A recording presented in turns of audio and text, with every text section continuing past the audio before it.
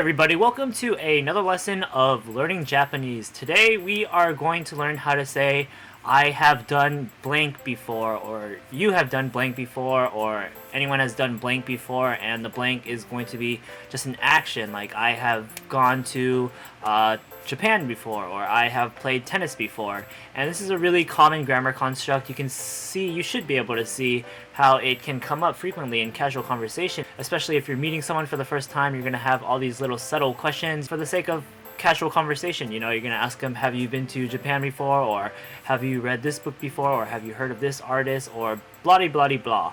And that is what we're going to learn to do right now. So to ask somebody if they have done this before, we are going to use the grammar construct, the ta form of a verb, plus the little phrase that comes after it, koto ga arimasen. And of course, arimasu can also be aru if you're talking in the casual form. And that is the general format, so let's just jump into some examples and get a better idea of how to do this. So for our first example sentence, we have the line, kono eiga wo mita koto ga aru ka? And basically what this is asking is, have you seen this movie before? If we break the sentence down bit by bit, we first have kono, which means this. Right after that, we have the word eiga, which is movie. We have the direct object particle o to mark that the movie is going to be the thing that the action is acting upon. Right after that, we have the action verb, which is miru, which is to see or to watch. It is in its ta form, so instead of miru, it's going to be mita. And right after that, we have the phrase that we're supposed to have when we're using this grammar construct, which is koto ga aru. And that translates to have done the verb before. Then right after that, we have the sentence ending particle ka, which turns this into an interrogative, so it makes the whole sentence, have you seen this movie before? Kono eiga o mita koto ga aru ka? And if this was a polite sentence, it would be kono eiga o mita koto ga arimasu ka, because we'll be changing aru into its mas form, which is arimasu, followed by the ka, which is arimasu ka. But we're keeping it chill right now. We're gonna be casual, so it's just gonna be miru koto ga aru ka. So let's play off this example still, and what if the person you're talking to wanted to answer the question, and he wants to say no, but he wants to point out that he's actually, for some bizarre reason, seen the sequel to the movie before, but he hasn't seen this particular movie before. He would say something along the lines of, Ie, demo zokuhen o mita koto ga aru. And here we see that the first word in the response of his, Ie, is saying no to your question, so he's answering no, I haven't seen this movie before. And what follows is zokuhen, which means sequel.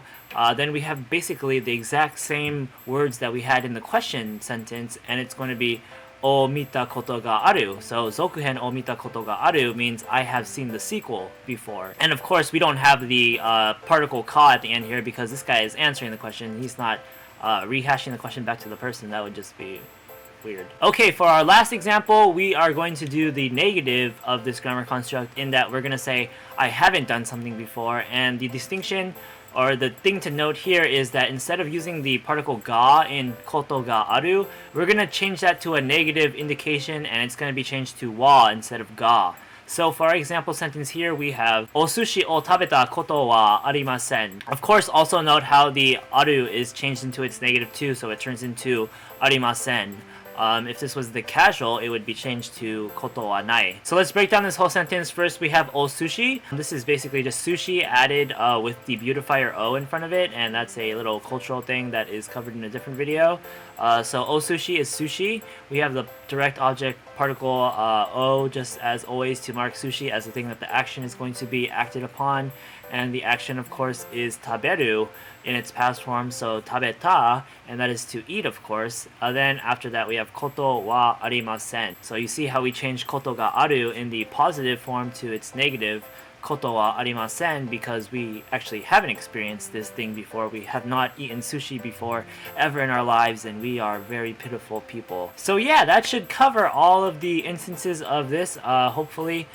There might be some more intricate cases, but hopefully this is a good rundown of the basics. And yeah, there's not much to ponder over. It's a pretty simple grammar pattern, and it will be very frequent in casual conversation.